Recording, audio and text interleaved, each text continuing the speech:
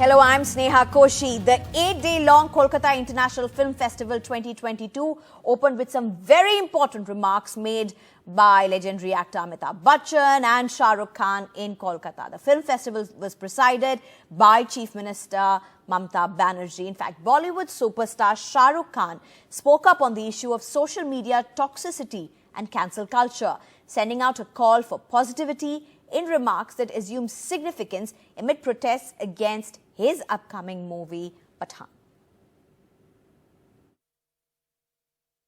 And contrary to the belief that the spread of social media will affect cinema negatively, I believe cinema has an even more important role to play now. Social media is often driven by a certain narrowness of view that limits human nature to its baser self. I read somewhere that negativity increases social media consumption and thereby increases its commercial value as well. Such pursuits enclose the collective narrative, making it divisive and destructive. And that's not all. While Amitabh Bachchan dwelt at length over British censorship, pre-independence films against oppressors, communalism and social unity at the inauguration of Kolkata's International Film Festival today, the 80-year-old legendary actor, also known to steer clear of controversies, made a rare comment on the politically sensitive issue of civil liberties and freedom of expression. But even now, ladies and gentlemen, and I'm sure my colleagues on stage will agree, questions are being raised on civil liberties and freedom of expression. Even now, ladies and gentlemen, and I'm sure my colleagues on stage will agree, questions are being raised on civil liberties and freedom of expression. Big decisions have to be made that will determine the future of entertainment. I suspect there will have to be artistic rethinking, and bold and imaginative ideas will bring new joy and faith to humanity. Ladies and gentlemen, let us discover more of that which is impossible and then do it. And India has successfully carried out now trials of the Agni V nuclear-capable ballistic missile, which can hit targets beyond 5,400 kilometers, according to sources in the Defense Ministry. This amid heightened tensions with China over clashes along the de facto border in Arunachal Pradesh last week. The test was carried out to validate new technologies and equipment on the missile and has proved that the missile can now hit targets further away than before.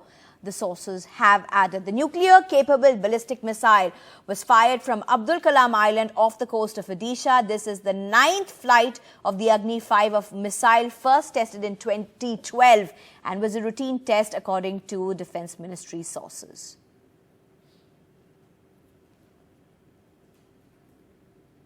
And India strongly hit back at Pakistan yesterday after it raised the Kashmir issue in the UN Security Council, asserting that a country that hosted slain Al-Qaeda terrorist Osama bin Laden and attacked a neighboring parliament does not have the credentials to sermonize in the United Nations Security Council. The question of justifying what the world regards as unacceptable should not even arise. That certainly applies to state sponsorship of cross-border terrorism. Nor can hosting Osama bin Laden and attacking a neighboring parliament serve as credentials to sermonize before this council. Foreign Minister S. Jaishankar strongly hitting back at his Pakistani counterpart Bilawal Bhutto Zardari for raising the Kashmir issue at the United Nations Security Council meeting. Mr. Jaishankar is in New York to preside over two events on counter-terrorism and reformed multilateralism being held under India's current presidency of the United Nations Security Council. India's permanent representative to the UN, Ambassador Ruchika Kamboj, was chairing the debate when Mr. Bhutto spoke. The foreign minister emphasized that the credibility of the United Nations depends on its effective response to key challenges. We are obviously focused today on the urgency of reforming multilateralism.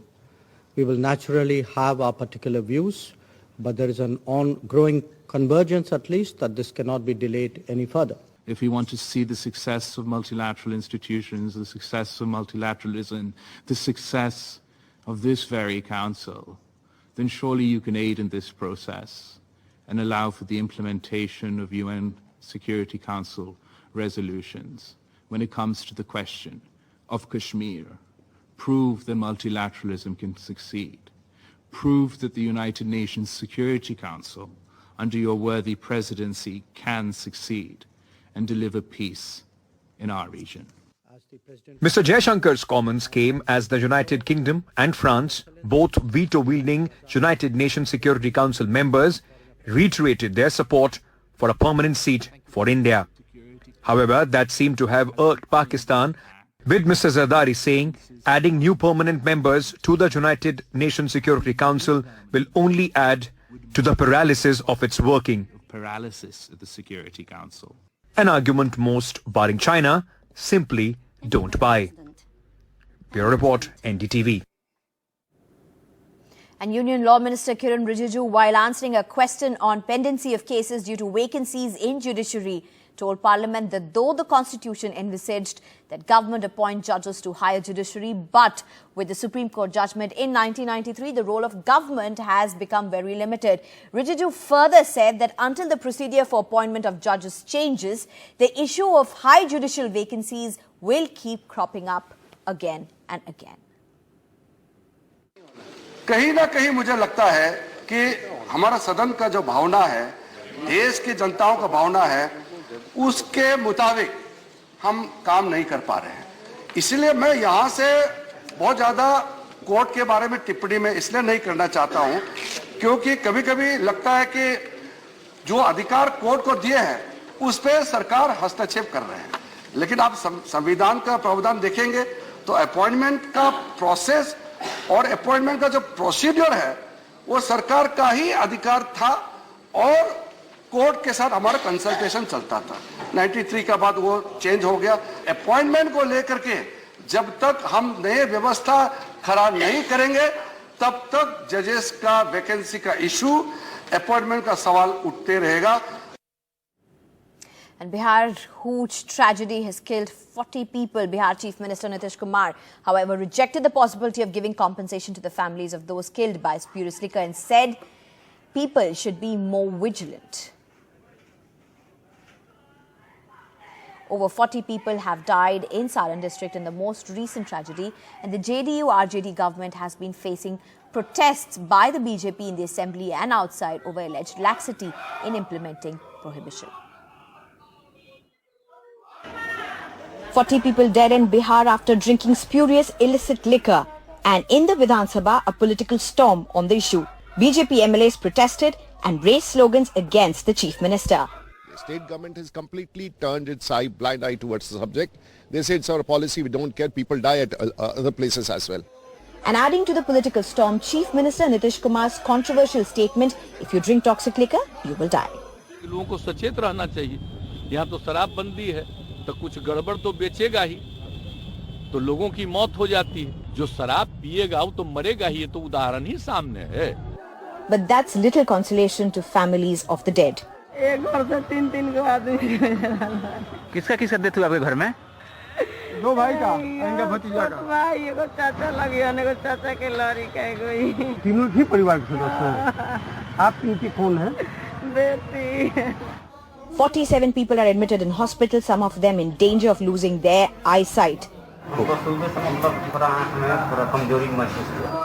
Clearly, the danger is not over as drinking spurious liquor can cause organ failure and lead to permanent blindness.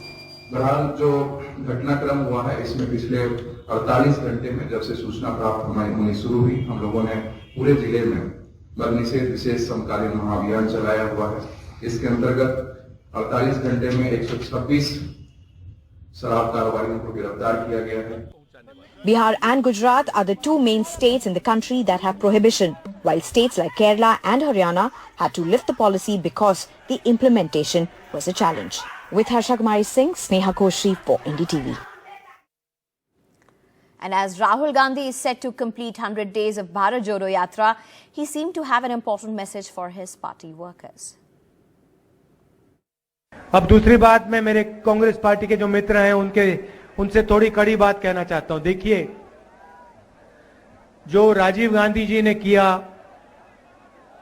Indira Gandhi ji ने किया, वो शहीद हुए, उन्होंने जो करना था किया और अच्छा किया। मगर कांग्रेस पार्टी को हर मीटिंग में ये दोहराना नहीं चाहिए। वो अच्छा है, मगर हमें ये बोलना चाहिए कि हम जनता के लिए क्या करने जा रहे हैं, ये ज्यादा जरूरी है। And 40 Congress MLAs from Himachal Pradesh, along with Chief Minister and Deputy Chief Minister, will walk in the Bharat Jodo Yatra as it's set to finish 100 days. Himachal Pradesh, where the Congress won the assembly elections, has provided a much-needed boost to the political party that has in the past few years lost ground in states. The newly elected MLAs walking with Rahul Gandhi works on the optics that the Congress is still in the reckoning where elections are concerned. So some very special visitors coming into Rajasthan. They're going to be part of the Bharat Jodo Yatra, the newly elected MLAs from Himachal Pradesh. How happy are you to be here? And it's a state that the Congress has won after a very long time. We have come here, all the Congress MLAs under the leadership of Shri Sukhwinder Singh Sukhu, our Chief Minister. We have come to Rajasthan, to Jaipur, and we are going to join the Bharat Jodo Yatra of Rahul Gandhi ji. We are very happy and very grateful, and we are in a joyous mood, and we have to come here to give the message that in Himachal there has been a change. People were fed up of corruption, unemployment, price rises, and there was a change, and we have come, all the MLAs, we are around about 40 MLAs, we have come here to give the message in this Bharat Jodo Yatra under the leadership of Rahul Gandhi ji. Your name, please. I'm Harshvardhan Chauhan, MLA from Shilai, and all senior MLAs are with us. Okay, and so I'll just speak to one or two more people.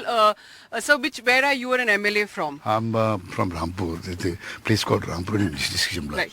So what really is the message for the Congress party? Because, the Bharat Jodo Yatra is happening, but also it's important to win elections, isn't it? Correct. It's been done. And we are here for that Yatra only. And we want to give the message that we are all one. And Rahul ji, what he is doing, to make the people with him always. So we are with him now. Okay. So your name, please? Rohit Thakur ji. Okay. Rohit ji, there were many contenders for the Chief Minister's post, and there was also worry that perhaps will the flock stay together. So what's your message about that? Congress party is totally united, and we have firm faith in our Congress leadership, and decision has been taken, and Thakur Sukhwinder Singh has been unanimously elected as Chief Minister of Himachal Pradesh, and as Deputy CM Mukesh ji has been given responsibility. And it's time for a short break.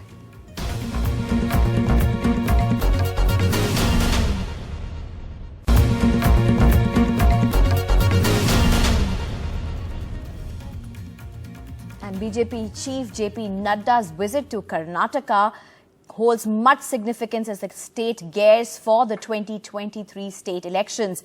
But even as that happens, could the current Chief Minister Bommai versus former Chief Minister Yediyurappa be just one of the challenges before the party? With just 5 months to elections, BJP Chief JP Nadda today inaugurated 10 new bhavans in Karnataka, addressing the crowd after inaugurating the offices. मुझे खुशी है कि 296 कार्यालय बन करके तैयार हो गए.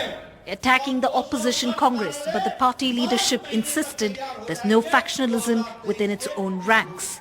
Just ahead of the BJP chief's arrival to the state, news of rift between Bommai and Yediyurappa grabbed eyeballs. But Bommai ruled out difference between him and his mentor. ಅದು ಶುದ್ಧ ಸುಳ್ಳು. ಸರ್ವೋಚ್ಚ ನಾಯಕರಿದ್ದಾರೆ. ಅವರನ್ನ ಮುಂದಿಟ್ಟುಕೊಂಡೇ ಎಲ್ಲ ಕೆಲಸ ಕಾರ್ಯಕ್ರಮ ಎಲ್ಲವನ್ನು ನಾವು ಮಾಡ್ತಿದ್ದೇವೆ. ಅವರ ಆಶೀರ್ವಾದ ನಮಗಿದೆ. ಈಗಾಗಲೇ ಬಂದಿದ್ದಾರೆ. ನಡ್ಡಾಜಿ ಅವರ ಕಾರ್ಯಕ್ರಮ ಭಾಗವಹಿಸ್ತಾ ಇದ್ದಾರೆ. However, BS Yediyurappa's office confirmed to NDTV that he was not invited initially, and that his name was added to the guest list in the last minute. That is not correct.